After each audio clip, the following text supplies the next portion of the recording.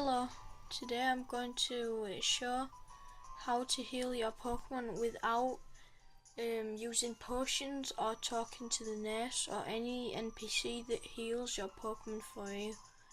So the only thing you need to use is a PC, and yeah, you have to have some Pokemon and stuff, but of course you have that. So as you can see, my Incineroar needs a bit of health, so then what you do is go to your PC and then you select the Pokemon from your party you want to move. You move it in to the PC and select it again and move it out to your party.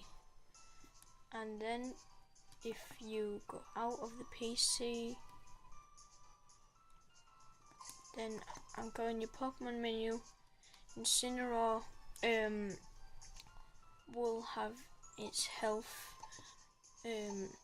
up to maximum, or any of the Pokemon that you're using. So that was a tutorial on how to heal your Pokemon without talking to Nurse Joy or